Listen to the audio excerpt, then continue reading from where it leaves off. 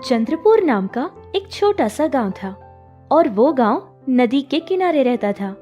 उसी गांव में गंगाधर नाम का एक मछुआरा रहता था। हर दिन गंगाधर नदी जाता और मछलियों को पकड़कर बेचा करता था।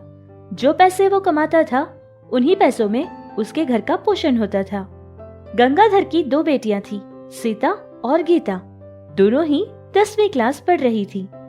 त्योहार आने ही वाला था। गंगाधर ने सोचा कि उसके परिवार के लिए कपड़े खरीदेगा। ये सोचकर पत्नी और बेटियों को लेकर शहर चला गया था।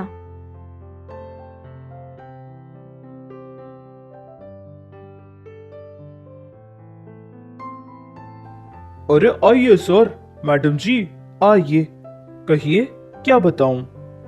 हाँ भाई साहब, मेरी बेटियों के लिए कपड़े खरीदने हैं। अच्छे से कपड़े दिखा दीजिएगा। अरे मैडम आइए, ये देखिए, यहाँ जो रखे हैं ये सारे के सारे 1000 रुपये वाले कपड़े हैं और ये 2000 रुपये वाले, और ये वाली लाइन 3000 रुपयों की है। अब आपको जो पसंद आएगा आप ले लीजिए। सुनिए अंकल, क्या आपके पास 500 रुपयों में कपड़े हैं? अरे हाँ बेटा, क्यों नहीं है ना। सुनिए अंकल, मुझे तो 3000 रुपये वाले कपड़े ही दिखाना। ठीक है, मैं जाकर 500 रुपये वाले कपड़े यही लेकर आ जाता हूँ। आप लोग यहीं रहिएगा।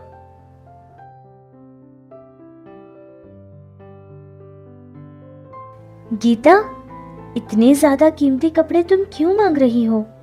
हो सकता है कि पिताजी के पास इतने पैसे ना हो। हाँ, मैं जानती हूँ। जब से हम छोटे थे तब से आज तक पिताजी के पास तो कभी भी पैसे नहीं थे ना, तो आज इसमें नया क्या है?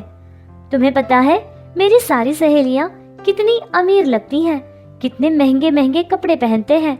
उनके सामने जब मैं चली जाती हूँ तो मुझे बहुत ही बेइज्जती सी महसूस होती है।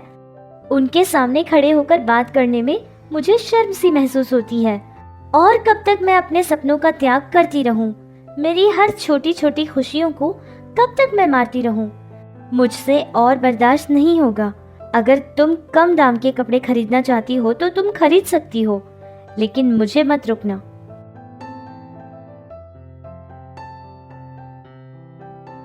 अरे ओ लक्ष्मी, इस बार तुम भी कोई अच्छी सी साड़ी खरीद लेना और पैसों की बिल्कुल चिंता मत करना।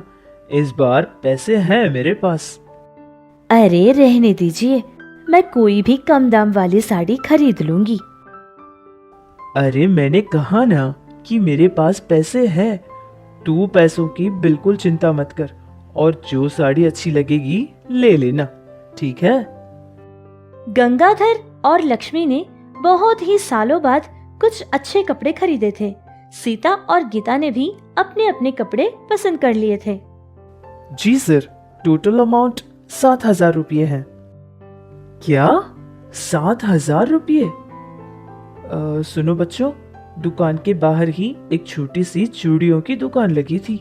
तुम लोग जाओ और अपने लिए चूड़ियां पसंद करो। मैं और तुम्हारी माँ इनको पैसे देकर आ जाते हैं। सीता और गीता के वहां से जाने के बाद गंगाधर ने सारे कपड़ों के दाम देखे थे। फिर उसको पता चल गया था कि ये कपड़े बहुत महंगे हैं। उसके पास उतना पैसा नहीं था, जिसके कारण खुद के कपड़े और अपनी पत्नी के कपड़े उसने वापस कर दिए थे। फिर बहुत ही कम दाम वाले कपड़े पति पत्नी ने ले लिए थे। इस तरह सारा पैसा देने के बाद सब लोग मिलकर घर चले गए थे। सीता अपने बहन गीता के अंदर आए बदलाव को देख रही थी। गीता हमेशा अमीर दिखने की और सुंदर दिखने की कोशिश करती थी, लेकिन उनके पास इतना पैसा नहीं होता था। फिर भी हमेशा वो अमीरी के सपने ही देखा करती थी। जब भी उसको कोई भी मौका मिलता वो उसके हाथ से जाने नहीं देती थी। लेकिन सीता गीता को हमेशा ये समझाने की कोशिश करती थी कि हम गरीब लोग हैं, बड़े बड़े सपने हमको नहीं देखना चाहिए। लेकिन गीता उसकी एक भी नहीं सुनती थी। जैसा उसको ठीक लगता था गीता वैसे ही किया करती थी। रोज की तरह गंगाधर मछली पकड़ने के लिए चला जाता है। पानी के अंदर जाने के बाद उसका नाव किसी कारण डूब जाता है, जिससे गंगाधर पानी के अंदर गिर जाता है, जिससे गंगाधर को बहुत सारी चोटें आई थी। डॉक्टर्स ने कह दिया था कि गंगाधर अब जिंदगी में कभी नहीं चल पाएगा, जिससे उनके घर की परिस्थिति अचानक ही पूरी तरह बदल चुकी थी। उनके घर का पोषण बहुत मुश्किल हो गया था। गंगाधर की पत्नी लक्ष्मी कुछ घरों में जाकर काम किया करती थी, लेकिन जितने पैसे वो कमाती थी वो सारे ही पैसे उसके पति के दवाई के लिए ही खत्म हो जाते थे। सीता और गीता की पढ़ाई के लिए भी उनके पास पैसे नहीं थे, जिससे दोनों बहनों ने स्कूल जाना भी बंद कर दिया था। सीता ने सोच लिया था कि अब वो अपनी माँ की सहायता करेगी।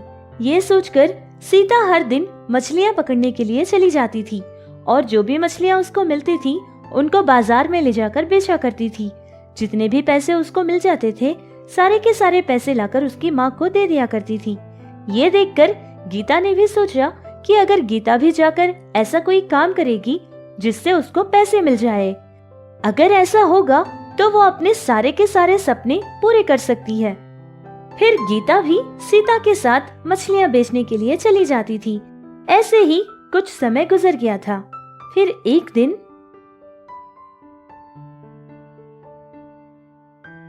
अरे ओ जग्गू, मैंने सुना है कि नदी के उस पार बहुत ही कीमती मछलियां घूम रही है।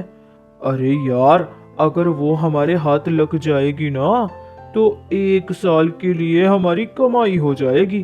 क्या कहते हो, चले क्या? अरे नहीं नहीं लल्लू, मैंने तो सुना है कि नदी के उस पार पानी बहुत गहरा बहता है। पैसे कमाने की बात तो भगवान जाने, लेकिन अगर हमारा नाव वहां डूब जाएगा और हम पानी में बह जाएंगे तो क्या करेंगे? कहीं नहीं जाएंगे हम लोग।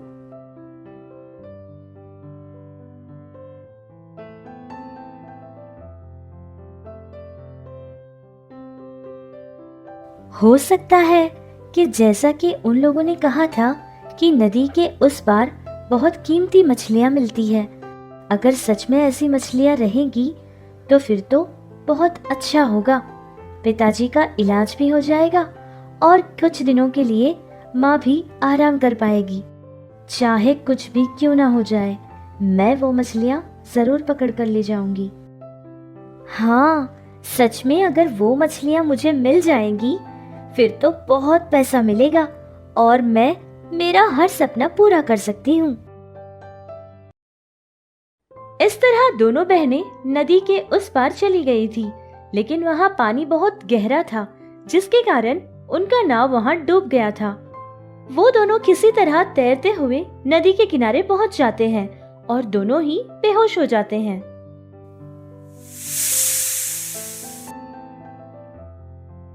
हे भगवान, सांप! डरो मत, मैं तुम्हारा कोई नुकसान नहीं करूंगा। सच में तुम कुछ नहीं करोगे? हाँ, मैं कुछ नहीं करूंगा। मैंने इंसानों से बात किए कई सदियों साल गुजर गए हैं। मैंने तुम दोनों के दिल भी पढ़ लिए हैं। तुम दोनों की सोच बिल्कुल अलग अलग है। बहुत सारे सपने हैं तुम दोनों के दिलों में और उन सपनों को साकार करने का एक रास्ता भी है। अगर तुम चाहो तो मैं बता सकता हूँ। सच? क्या तुम सच कह रहे हो? अगर ऐसा कोई रास्ता है तो जल्दी से बताओ ना। ठीक है, अभी मैं जो कहता हूँ उसको बहुत ही सावधानी से सुनना। यहाँ से ठीक 4 किलोमीटर के दूर पर 2 जादुई नदी है, एक नीले रंग की और एक लाल रंग की। उस नदी को पार करने के बाद तुम लोगों को एक जंगल का रास्ता नजर आएगा और वहां 2 अदृश्य शक्तियां होती हैं। एक शक्ति जो तुम्हें अच्छाई, विद्या और समझ सिखाएगी और दूसरी शक्ति तुमको बहुत ही धनवान बना देगी। जो तुम मांगोगे वो तुमको दे देगी।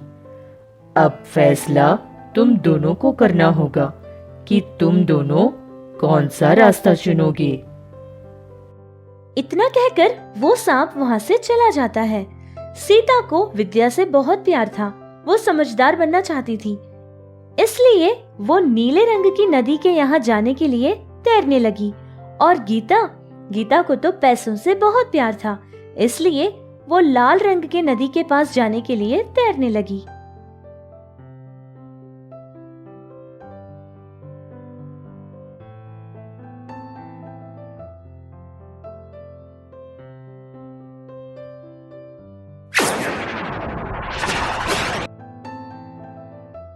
सीता, तुम यहाँ क्यों आई हो और तुम्हें क्या चाहिए?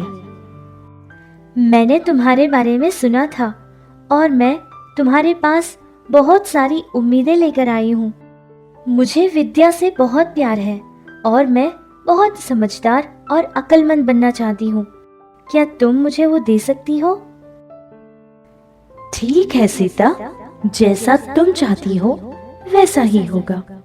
तुम जा सकती हो।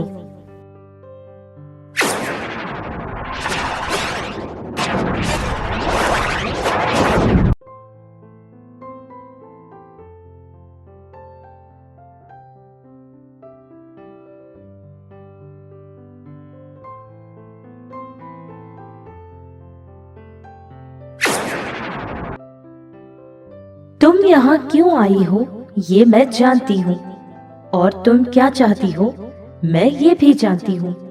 जैसा तुम चाहती हो वैसा ही होगा।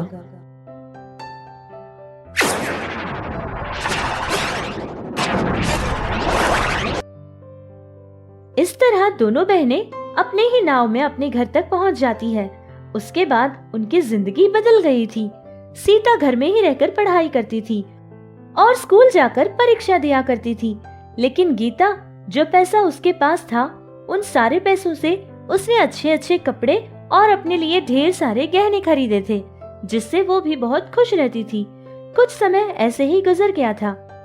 सीता ने बहुत अच्छे नंबर कमाए थे, जिससे एक बहुत बड़े कॉलेज वालों ने उनके कॉलेज में सीता को फ्री सीट दे दिया था, जिससे सीता बहुत मन लगाकर पढ़ा करती थी। उनकी जिंदगी ऐसे चल रही थी कि अचानक एक दिन रात को जब सारे लोग सो गए थे, उनके घर में चोर आ गया था और जो भी पैसा, जितने भी गहने, अच्छे अच्छे कपड़े जो भी थे, वो सारा का सारा चुरा कर ले गया था। दूसरे दिन सुबह जब गीता को ये सब पता चला, वो जोर जोर से रोने लगी। फिर सीता ने गीता को बहुत समझाया था। देखो गीता, तुम बिल्कुल मत रोना। जो कुछ भी चला गया हम उसको दोबारा से पा सकते हैं, लेकिन अगर उस समय तुम मेरे साथ आ जाती तो आज तुम्हारे पास इतना कुछ होता और कोई भी चोर नहीं चुरा पाता, ऐसी विद्या तुम्हारे पास होती। लेकिन मेरी बहन गीता, अभी भी कुछ नहीं बिगड़ा है। तुम मन लगाकर पढ़ाई करो और ढेर सारा नाम कमाओ, फिर देखना कोई भी चोर तुम्हारे पास से कुछ भी नहीं चुरा पाएगा। देखा ना आपने कि भलाई का रास्ता चुनने से सीता का कितना भला हो गया था। भले ही थोड़ा देर क्यों ना हो, लेकिन अच्छाई तो जरूर मिलेगी। लेकिन बुरा रास्ता चुनने से फायदा भले ही तुरंत मिल जाए, लेकिन बाद में पछताना जरूर पड़ता है।